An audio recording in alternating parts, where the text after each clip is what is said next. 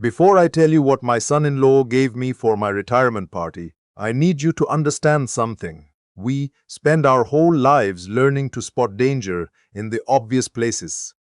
A raised voice, a slammed door, someone who looks wrong or acts wrong or says the wrong thing at the wrong time. Nobody teaches you to watch for the gift that comes wrapped in tissue paper and a handwritten card that says, "Congratulations on everything you've built." Nobody prepares you for that kind. My name is Gerald. I'm 63 years old, and I spent 31 years working as a structural engineer for the county of Mecklenburg, North Carolina. I inspected bridges, overpasses, drainage systems, the kind of infrastructure people drive over every single day without thinking twice. My whole career was about finding what couldn't be seen with the naked eye. The hairline crack in a support beam, the slow settlement under a foundation that looks perfectly fine from the road. I was good at my job. I never missed much. I missed this. I want you to sit with that for a second before I go any further. Because if someone like me, someone trained to look for hidden failures, could miss what was happening in my own home, you need to understand that anyone can. And I do mean anyone. The retirement party was my daughter's idea. She organized everything, booked a private room at a Brazilian steakhouse out on Pineville Matthews Road, invited about 40 people, colleagues, neighbors, a few old friends from my Army Reserve days. My wife had passed 3 years before, so it was just the two of us now, my daughter and me. She's 34. Works in hospital administration over at Atrium Health. She married her husband 6 years ago in a small ceremony in Asheville. And I'll be honest, I never warmed to him the way I maybe should have. He's not a bad man. He's just the kind of man who always seems to be calculating something. The kind who laughs a half second after everyone else, like he's checking to see which way the room is leaning before he commits. His name is Dale. And Dale gave me a gift that night. It came in a dark blue box with a silver ribbon, a home assistant speaker. One of those compact smart ones that sit on your counter and answer questions and play music and set timers for your pasta. Top of the line model, the card said, for the man who built things that last. Now let technology do some of the heavy lifting. My daughter smiled when I opened it. Dale smiled too and raised his glass. I brought it home and set it on the kitchen counter between the coffee maker and the fruit bowl, right where I'd spend the first hour of every morning. I used it exactly the way it was meant to be used. Asked it the weather. Had it play a Coltrane album while I made eggs. Called my buddy Warren, threw it twice. When my hands were covered in grease from changing the truck's oil filter, 3 weeks later, I found out it had been listening to a lot more than I knew. The person who figured it out wasn't a detective. He wasn't a tech expert either, at least not by any official title. His name's Owen. Wait, no. I need to stop. I'm getting ahead of myself. Let me back up. After I retired, I started volunteering 2 mornings a week at a workforce development center out in Gastonia.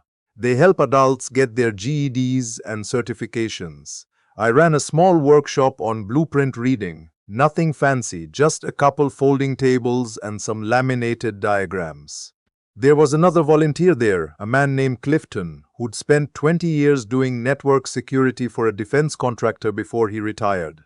Quiet guy, methodical, the kind of man who noticed things without making a show of noticing them. One morning I brought the speaker in to play some background music during the session. The center's Bluetooth wouldn't connect, and I figured it was easier than fighting with their ancient sound system. Clifton glanced at it when I set it on the table. Didn't say anything right away, but at the end of the session, after the last student left, he walked over and looked at it again. He picked it up, turned it over in his hands, set it back down. He said, "Where did you get this?" I told him, "A retirement gift." He pulled his glasses down and looked at me over the rims. "From who?" "My son-in-law," I said. He was quiet for a long moment. Then he said, "Gerald, has this thing been in your house?" I told him it had been on my kitchen counter for 3 weeks. He sat down, slowly. The way someone sits when they need a minute to choose their words carefully. He said, "There's a modified version of this model that's been circulating. Someone with enough technical knowledge can reflash the firmware. It's not easy, but it's not impossible either. The device looks identical to the retail product. But instead of only activating when you use the wake word, it logs ambient audio continuously and packages it in compressed files that upload during normal sync cycles." I stared at him. He said, "I need you to take this to someone who can run a diagnostic on it. Tonight, if possible." I drove home with the speaker on the passenger seat like it was a piece of evidence at a crime scene. Which, it turned out, it was. That night, I made the mistake of almost telling my daughter. The words were right there in my mouth when she called to check in. Just a regular Tuesday call. "How are you sleeping? Did you eat?" I swallowed them back. Something stopped me. I didn't know what I was dealing with yet. Accusing someone of something I couldn't prove felt dangerous in a way I couldn't fully articulate. The next morning, Clifton connected me with a former colleague of his, a woman named Dr. Pryor, who ran a small cybersecurity consulting firm out of her house in Belmont.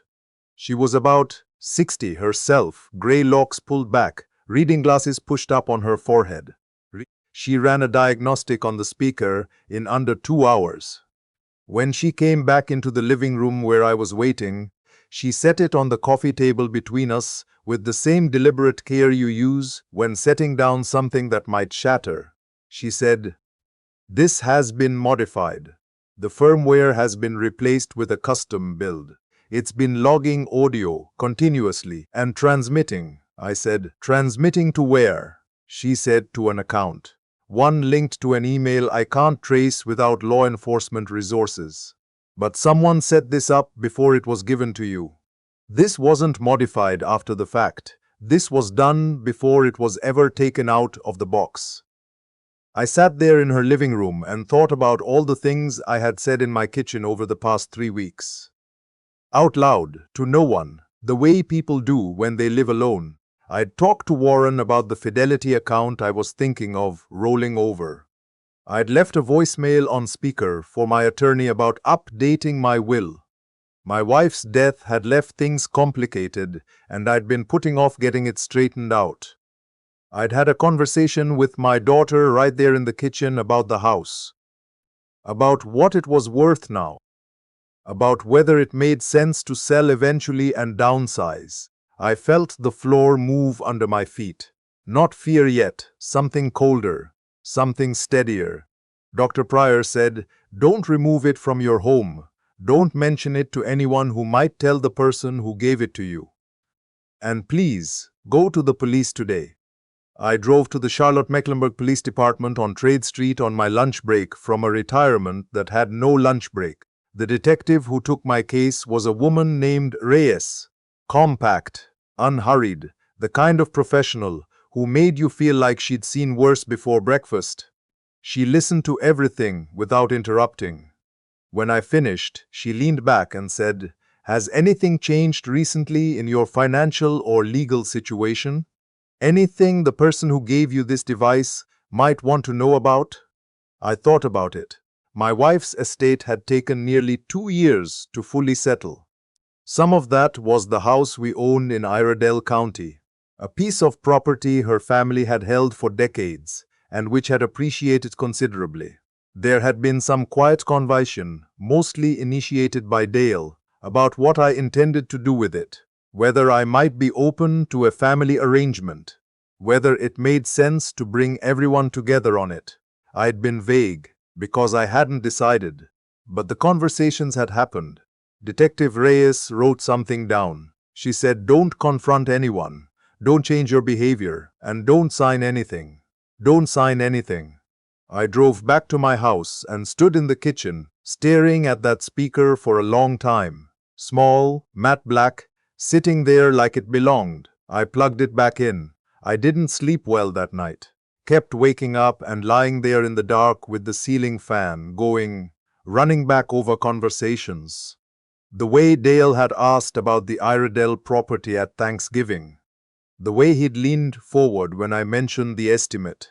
The way my daughter had said more than once in recent months that maybe I was doing too much on my own, that maybe it would be good to have someone helping me manage things. That she worried. She always said it gently, but she said it often enough that I'd started to notice the pattern without quite naming it. At the center the next morning, I told Clifton everything. He didn't look surprised, he just nodded once and said, "Okay, here's what you're going to do." He helped me set up a simple system. Nothing sophisticated, just disciplined. I started keeping a written log, dates, times, what was said, who said it, what happened in the following 24 to 48 hours. Ink on paper in a composition notebook I kept in my truck. He told me what I already knew from 30 years of engineering. Documentation is the only thing that survives. Opinions disappear. Memory gets challenged. Paper doesn't. I went back to using the speaker. Deliberately, I started talking out loud in my kitchen the way I always had. But with intention now. I mentioned to the empty room that I'd finally decided on a number for the Iredell property, that I'd called my attorney to get the paperwork started, that I was thinking about making changes to the trust documents. The next morning, Dale called me. Not my daughter, Dale. He almost never called me directly. We texted occasionally, logistics stuff, and we talked at family gatherings. But a direct phone call from Dale was unusual enough that I wrote it down in the notebook before I even answered. He said he was just checking in, asked how I was feeling, said he'd been thinking about me, hoping I wasn't getting too isolated out there in the house alone. I said I was fine, kept my voice easy. He said, "Hey, I know you mentioned you've been working with your attorney on some things. If you ever want a second set of eyes on anything, I have a guy, financial planner, really solid, helped us a lot with our own planning. No pressure, just an offer." I thanked him and said I'd keep it in mind. I sat with the phone in my hand after I hung up and thought about the last time Dale had offered me anything unsolicited. I couldn't come up with one. Over the following 2 weeks, I kept feeding the line. I talked about fatigue, about how the house felt like a lot to manage. Once, while walking through the living room with the speaker on the counter in earshot, I said out loud that I'd nearly missed a payment on the property tax because I'd lost track of the date. I said it like I was talking to myself, because until recently I would have been. That evening, my daughter called. Her voice had a new edge to it, something careful and concentrated. She said, "Dad, are you keeping up with the bills okay?" Dale mentioned. She stopped, recalibrated. "I just want to make sure you're not overwhelmed." Dale mentioned. I said I was fine. I kept my voice level. I told her I appreciated her concern. After I hung up, I sat at the kitchen table and did the arithmetic. The speaker captured audio. That audio went to Dale. Dale fed information to my daughter under the guise of concern. And my daughter, who I raised, who I walked down the aisle 4 years after her mother died, who I would do anything for, was starting to build a picture of a father who was struggling, forgetting things, slipping. I called Detective Reyes. I told her about the call from Dale, about the pattern I'd been logging, about the conversation with my daughter. She listened and then said, "Is there anything in writing? Texts, emails, anything that documents the concern about your capacity?" There wasn't yet, but I had a feeling there would be. I was right. 10 days later, I found an envelope on my kitchen counter that hadn't been there when I left for the center that morning. My daughter had a key to the house. For emergencies, we'd agreed on that years ago. Inside the envelope was a single sheet of paper, a printed form from a company that helps families set up care coordination services. There was a sticky note in my daughter's handwriting that said, "Just thought this might be helpful. No pressure. Love you. No pressure." I photographed the form with my phone, noted the date and time in my notebook, and drove to the police station without calling ahead. Detective Reyes looked at the form for a long time. Then she made a phone call to a colleague in the Financial Crimes Division. His name was Marchetti. Younger, faster, the kind of man who finished your sentences slightly before you did. He sat down across from me and said, "I need you to do something that's going to feel wrong. I need you to let this continue a little longer." I told him I understood. I didn't tell him how much it cost me to say that. The next 2 weeks were the hardest of the whole thing. Not because of what they were doing. By that point, I had a fairly clear picture of what they were doing. They were building a case that I was declining, that I needed help, that without intervention, I might make decisions detrimental to my own interests. The kind of case that, if it went far enough, would have supported a petition for limited conservatorship, a legal arrangement that would have given someone else control over my financial decisions. I'd dealt with a version of this in my career in a different context, when county property owners were deemed unable to maintain their own land. I knew what the paperwork looked like. I knew how quickly it could move once it was set in motion. What made those 2 weeks hard was my daughter, because the more I watched, the less certain I became about how much she knew. Dale was clearly the architect, but was she a participant, or was she being used too? I went back and forth on that question every night. Some nights I thought she was naive, that Dale had framed this as genuine concern, and she'd believed him. Other nights I remembered specific conversations, specific moments when she'd added her own detail to the picture. The mention of my forgetting the tax bill, which I had never actually forgotten, which she could only have known if Dale told her, which Dale could only have known from the speaker. I wrote it all down. And I said nothing. The meeting that finally brought everything into the open wasn't at a bank or a police station. It was at my attorney's office, a suite on the 14th floor of a building in uptown Charlotte, with a view of the skyline and enough wood paneling to make you feel like decisions made here would stick. I had asked my attorney, a woman named Miss Garland, who'd been handling my family's legal matters for 16 years, to call a meeting about the estate. I told her I wanted my daughter present. I did not tell her to invite Dale, but I knew my daughter would bring him. They arrived together, my daughter in a blazer, looking like she was bracing for something without knowing what. Dale in a pressed shirt, carrying a leather portfolio, the way people carry portfolios when they want to signal that they've done their homework. Miss Garland was already seated when I walked in. So were two other people I'd asked to be there, Detective Reyes and Marchetti from Financial Crimes. They were introduced as consultants. Dale's smile held for about 4 seconds after he registered their presence. Then it didn't. Miss Garland opened the meeting. She reviewed the estate in general terms, the Iredell property, the trust documents, the beneficiary designations.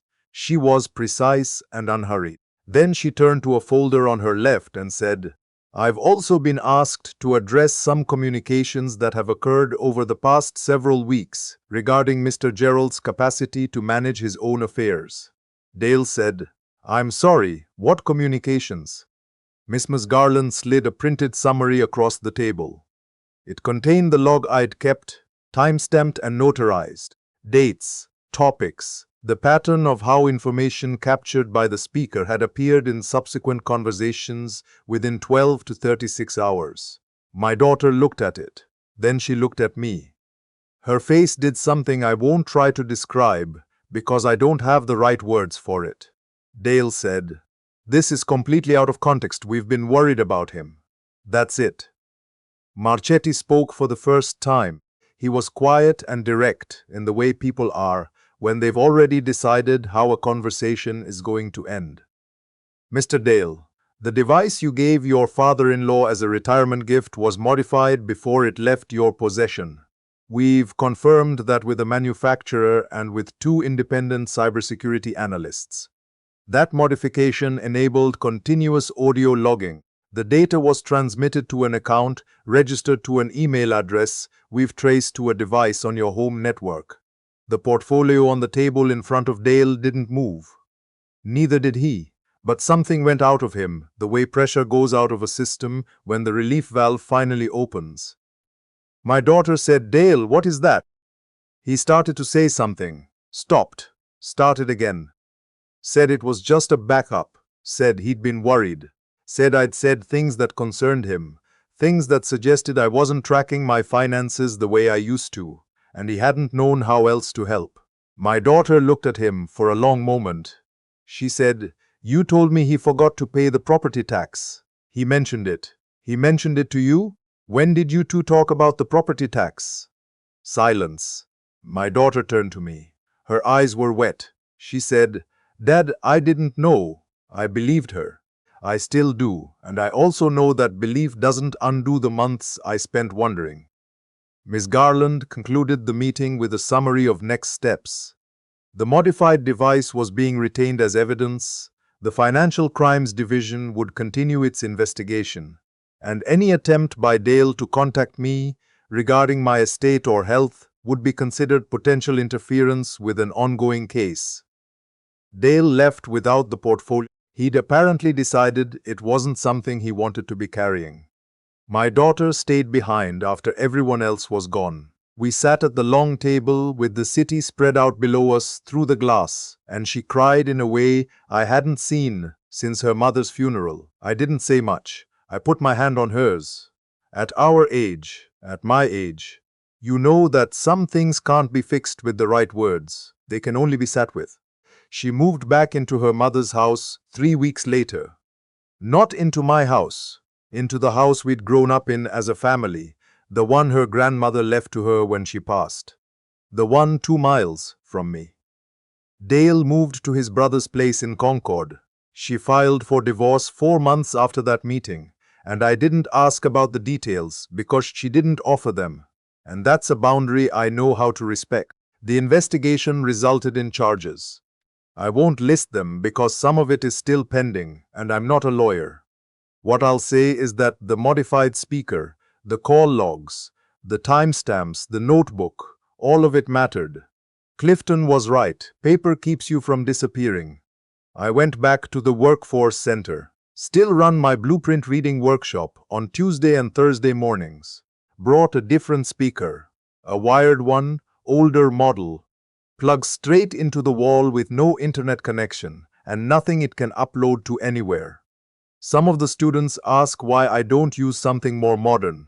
I tell them that sometimes the old technology is the technology that works. I think about the party sometimes. The steakhouse, the 40 people, the dark blue box with the silver ribbon, the card that said, "For the man who built things that last." I used to read that line as a compliment. Now I understand it differently.